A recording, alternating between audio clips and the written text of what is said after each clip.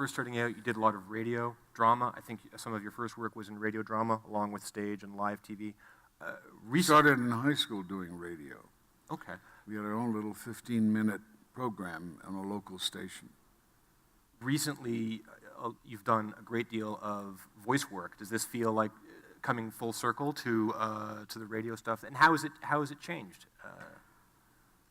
It hasn't really changed. The interesting thing about showbiz, I got great acclaim doing Up, which came out in 2009. I think I've had one cartoon since then. Mm-hmm.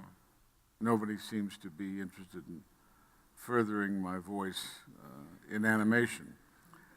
And the same thing applied when we were doing books on tape.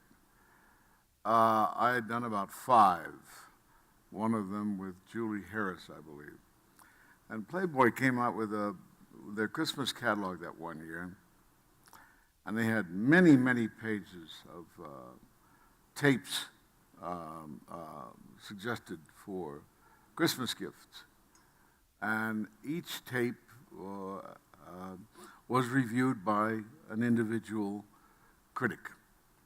And I had 5 in there by different critics, and they were all raves.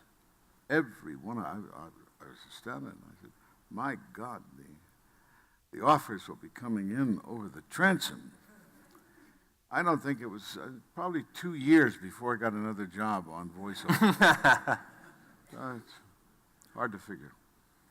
I would like to, you have an exceptionally long filmography that's not easily summarized, but I would like to invoke a few roles that you've had recently or further in the past, and if you could just tell us a bit about them. And one of the first things that jumped out at me is that you seem to have had a habit of showing up on the same show, back in like the 60s, the same show, 3 different episodes, 3 different times.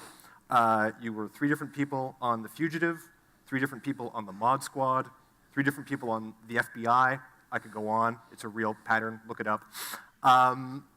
Series, it seems that series used to do that more, that they would have actors kind of come back. I'll give you an example. I did an early Curb Your Enthusiasm. Mr. Wiener. Huh? You were Mr. Wiener. Oh, really? That one? I don't know how to work a computer, so I don't know.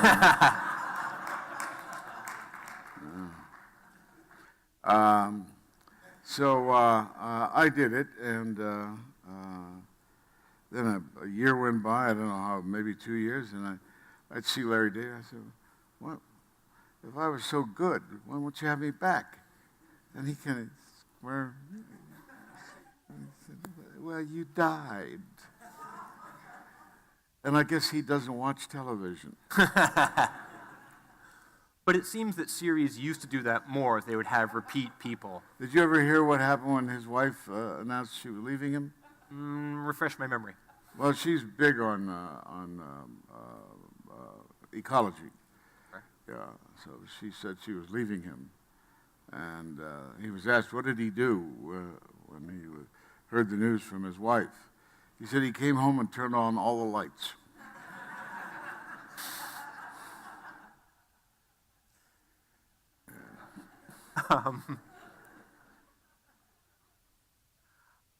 One of your more memorable roles as well, you were, and I think we mentioned this in the intro, Captain Thomas Davies in Roots, yeah. The man who sells Kunta Kinte, or traverses him into slavery. A role you once described as an opportunity to play, quote, the good German, in a sense. Can you tell us a bit about Roots? Well, I had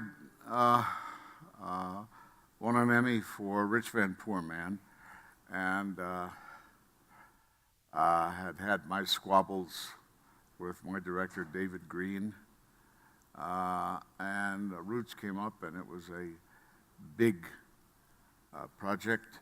I knew the producer. I can't remember his name now. Is it there? No. Very nice guy. So they decided to, I was surprised when they asked me to be the mate on the ship. And I thought, well, I've done that stuff before. I'd like to forge into new areas. How about the captain? And they said, okay. And I felt it incumbent to take it on two grounds. I felt that being a story about black people, white actors would probably avoid it religiously. So it was my duty as a good liberal to fight to be in this show.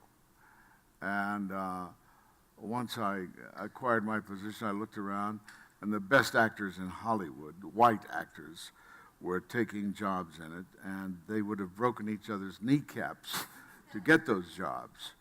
So it just shows how full of crap my liberal thinking was at that time. Unfortunately, it was a miserable experience in the fact that the makeup lady couldn't find her ass with either hand. And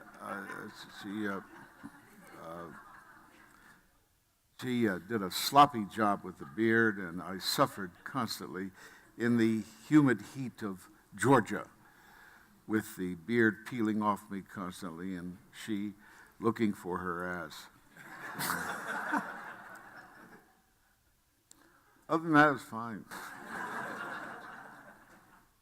In the late 1980s, you were Principal Joe Danzig on the Bronx Zoo, playing a bit of a hard-ass high school principal, inner city. Well, that was a wonderful show. It was a slapdash produced show. I was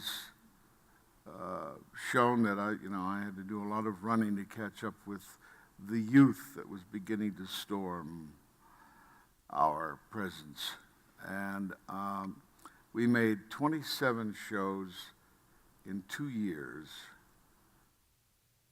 And the Olympics were on, which is what bounced us off the air, and so on and so on.